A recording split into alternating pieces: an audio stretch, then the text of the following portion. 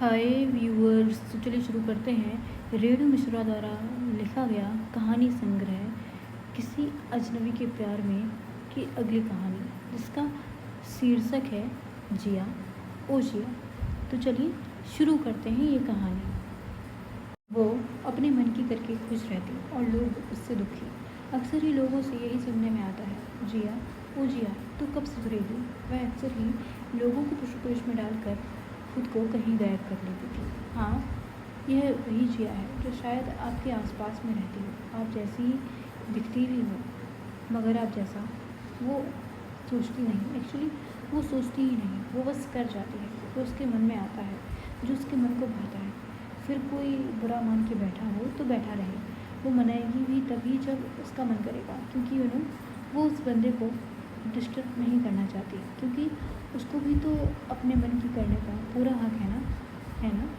हाँ हाँ, हंसी आ रही है ना मेरी बातों पर। आप सोच रहे होंगे मैं कैसी बेतुकी बातें कर रहा हूँ, भला ऐसी कौन लड़की हो सकती है। पर यकीन मानिए, मुझे भी बहुत हंसी आई थी जब उसको 21 माले की छत पर चांद को ताकते हुए देखा था, और वो भी फुल मेकअप में।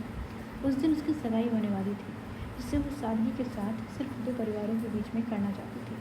लेकिन आजकल के सोशल मीडिया जैसी शो ऑफ वाली दुनिया में किसी को उसका आइडिया पसंद नहीं आया। सभी ने एक सिरे से उसकी बात को निकाल दिया और तमाम ताम झाम के साथ सगाई की तैयारी में लग गए। वह दिन भी आ गया जब उसे बारबी डॉल की तरह सजा सवार दिया गया।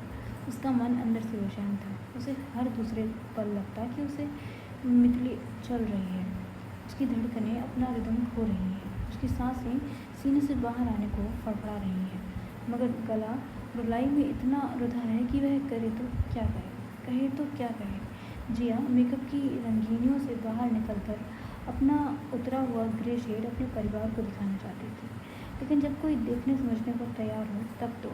दरअसल उसे कोई नहीं समझ रहा था कि उसे इस तरह की भीड़ भाड़ शोर शराबा बिल्कुल पसंद नहीं।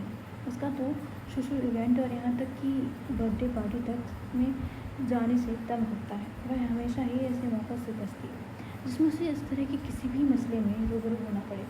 लेकिन आज तो जब उसकी खुद की सगाई है, वह कहाँ बच के जाए। उसके हाथ पाँव ठंडे पड़े और उसकी बेचैनी उसके सर पर सवार हो गई। उसके पहले ही वह खुद को सबकी नज़रों से बचाकर बिल्डिंग की छत पर चली आई। उसने अपने को पानी की टंकियों के पीछे पूरी तरह से अदृश्य होने जैसा छुपा लिया। वह बचपन से ही छुपने की नई नई जगह ढूंढ लिया करती थी।